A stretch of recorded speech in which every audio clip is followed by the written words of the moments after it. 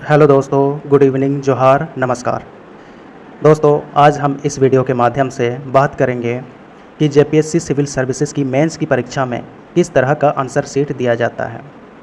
दोस्तों, बहुत सारे कैंडिडेट्स मेरे यूट्यूब चैनल पर कमेंट करके मुझसे पूछ रहे थे कि सर बताइए कि जेपीएससी सिविल सर्विसेज की मेंस की परीक्षा में किस तरह का आंसर शीट दिया जाता है।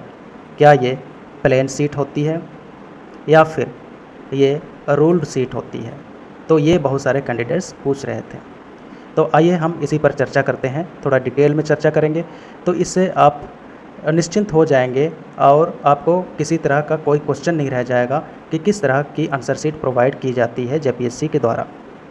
ठीक है दोस्तों, क्योंकि मैं भी जेपीएससी मेंस की परीक्षा में बैठा था, तो इसलिए मुझे याद है कि किस तरह की सीट रहती है। ठीक है दोस्तों, इसमें मैं आपको सिर्फ जो आपसे रिलेवेंट है वही चीज़ें बताऊंगा। और भी सारी चीज़ें रहती हैं लेकिन वो आपसे रिलेट नहीं करती हैं। तो फ्रंट पेज कुछ इस तरीके का रहता है, ओएमआर सीट मॉडल।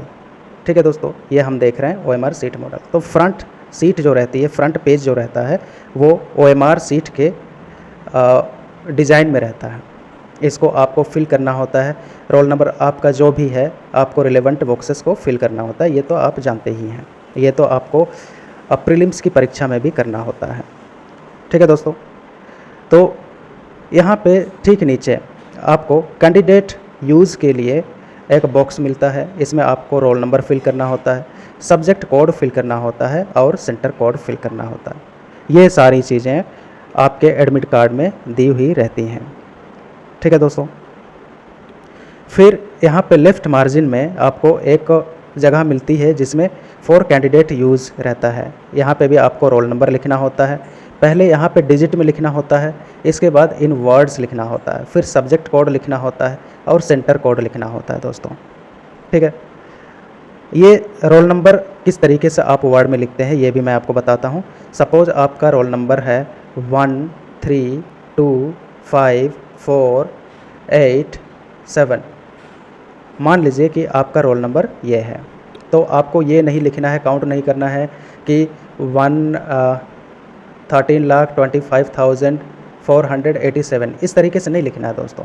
इसको आपको लिखना होता है 1 के लिए आप 1 ही लिखेंगे, 3 के लिए आप 3 ही लिखेंगे, 2 के लिए 2 लिखेंगे, 5 के लिए आप 5 लिखेंगे, 4 के लिए 4 लिखेंगे, 8 के लिए 8 लिखेंगे, फिर 7 के लिए आप 7 ही लिखेंगे। तो इस तरीके से, लेकिन मैं आपको सजेस्ट करूंगा कि आप अपर केस में ही सारे डिजिट्स को लिखें। ठीक है दोस्तों, मतलब 1 को आप इस तरीके से ना लिख करके आप इस तरीके से लिखें, ये मेरा रिकमेंडेशन है। इसको आप कैपिटल लेटर्स भी बोल सकते हैं, तो कैपिटल लेटर्स में ही आपको लिखना है दोस्तों। ठीक है, हालांकि ये यहाँ पे कुछ लिखा नहीं रहता है, लेकिन मैं प्रीफर करता हूँ कि जो भी मुझे फिल करने हैं उसको मैं कैपिटल लेटर में ही फिल करूँ।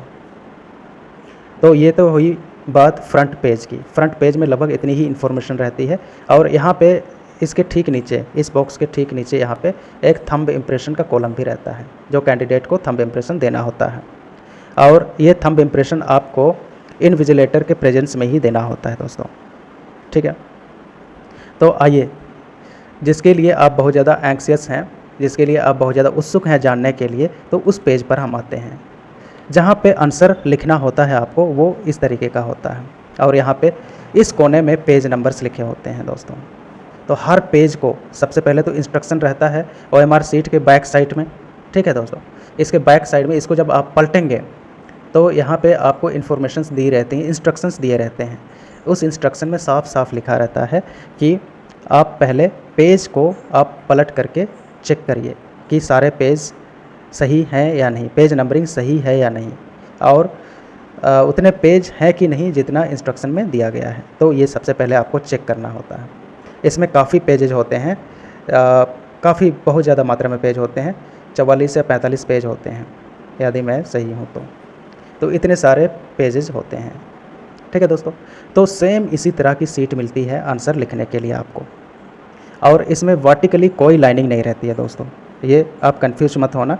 वर्टिकली कोई भी लाइनिंग नहीं रहती है, ना लेफ़्ट मार्जिन में ना राइट मार्जिन में। और ऊपर नीचे भी कुछ नहीं लिखा रहता है। बस ये जो लाइन खींची रहती है ये सिर्फ हॉरिजॉन्टल लाइंस रहती हैं। ठीक है दोस्तों, तो इसी में आपको आंसर लिखना होता है। और आंसर आप कैसे लिखते हैं, क्वेश्चन पेपर तो अलग से रहता है। तो जैसे आपको नंबर 1 का क्वेश्चन लिखना है तो आपको सबसे पहले मेंशन करना पड़ेगा। जैसे अगर आप हिंदी मीडियम की स्टूडेंट हैं तो आपको लिखना पड़ेगा कि प्रश्न 1 का उत्तर। तो इस तरीके से आपको पहले लिखना पड़ेगा। यदि आप अंग्रेज़ी मीडियम के कैंडिडेट हैं तो आपको लिखना पड़ेगा आंसर टू क्वेश्चन नंबर 1। तो ये आपको लिखना पड़ेगा। ठीक है दोस्तों, तो इसी तरीके से आपको लिखना पड़ता है आंसर। समझ गए दोस्तों। फिर एक आंसर के लिए आपको कितने वर्ड्स में लिखना होता है, ये कुछ पेपर में मेंशन रहता है और कुछ में नहीं रहता है। जैसे इकोनॉमिक्स के पेपर में साफ साफ लिखा गया था कि 500 से 600 शब्दों से ज़्यादा नहीं होने चाहिए एक क्वेश्चन का आंसर। मतलब इतने वर्ड से ज़्यादा नहीं होना चाहिए। मतलब आपको 5 से 600 के अंदर ही आपको लिखना होता है। ठीक है, वर्ड लिमिट आपकी 5 से 600 से ज़्यादा नहीं जानी चाहिए। ठीक है, तो ये तो डिपेंड करता है कि क्वेश्चन के नेचर के ऊपर डिपेंड करता है। अगर क्वेश्चन का नेचर कुछ इस तरीके का है जिसमें हम आंसर को बहुत ज़्यादा नहीं फैला सकते हैं तो उसमें कम ही शब्दों में लिखा जा सकता है।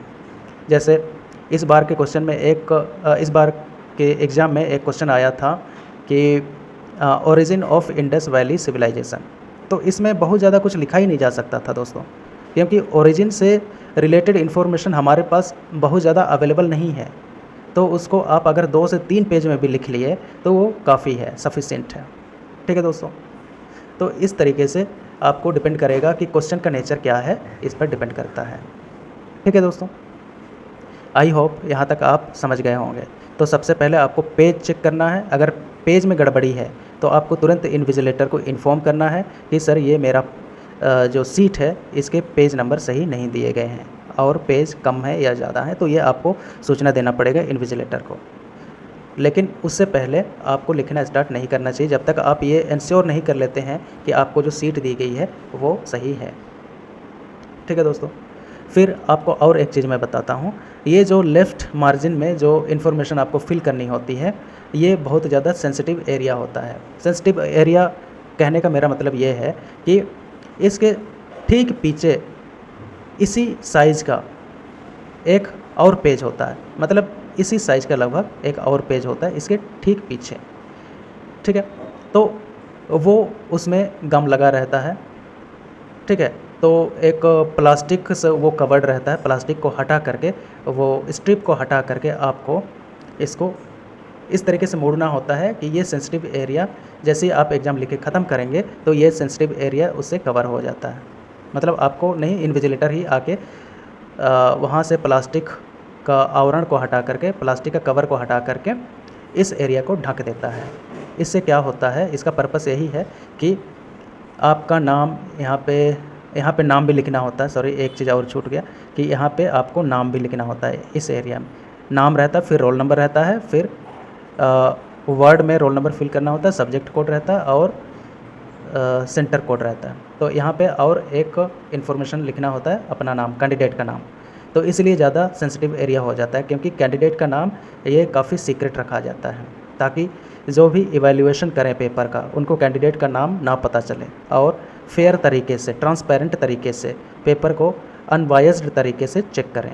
ठीक है, तो इस एरिया को एग्ज़ाम लिखने के बाद ढक दिया जाता है और इसका एक्सेस पेपर चेक करने वाले ऑफिशियल्स को भी नहीं रहता है।